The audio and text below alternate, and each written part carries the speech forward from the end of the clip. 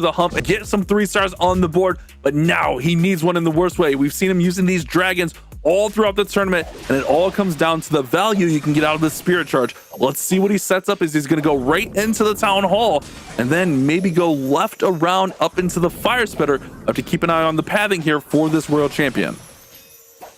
Yeah, like you said, he's got a couple of 3 stars now, the last few wars, so maybe he can keep that momentum going. Spirit Fox will follow the Royal Champion. Notice how he doesn't try and get a rotation there due to how fast the Town Hall will fire. Just make sure to take that down, protect the Spirit Fox. Will find the Tornado Trap, which is not the end of the world, to get that out of the way prior to your dragons, but he really wants that multi-archer tower down as it can deal a lot of damage to dragons.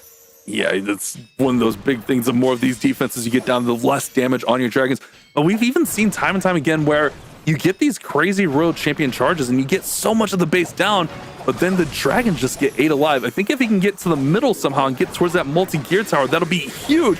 As she goes ahead, pops that haste spell, she's working in there. He actually commits the rage. Oh no, wait, that was the rage child. Excuse me, he doesn't have a rage because he's got all on Visas. But she's gonna go ahead and get nice value, but I don't think she'll get to that multi-gear tower. But and he got that whole right side of the base cleared out. Nice value, but will it be enough for the dragons? Yeah, beautiful job alongside the Earthquake as well, just to thin out that area. Like you said, it's going to be tricky. It's hard to predict at the moment, but look at the bottom of the base here. 2 Seeking Air Mines instantly pop onto the dragons. Doesn't look like there's any more. And again, Denden with that Ice Hound moves across, gets one of the Seeking Air Mines, then gets popped. But look at the freeze value that Ice Hound got as well. Great value right there. There goes the Minion Prince's ability there to go ahead and slow down some of those defenses. He did use a few rocket loons on the right side. Here comes a couple more rocket loons trying to snipe out the air defense. He does get that air defense down, and that's a big pickup. Now the Queen taking out some of those buildings on the outside, pushing those dragons back to the middle, but keep an eye on this multi-gear tower. It can eat these dragons alive, but the Minion Prince with Phoenix will get it down. That is a huge pickup. And then looking across the finish line, but this last compartment is super intimidating, Judah. Certainly is. It's tricky, especially as we have more of the Seeking Air Mines, but notice that Denden does have those furnaces continuing to spawn fire mites, and we've seen this from him in a few attacks. Closing in towards the end, we've got the Defending Queen. We've got the Multi-Inferno, can deal a lot of damage with the beams.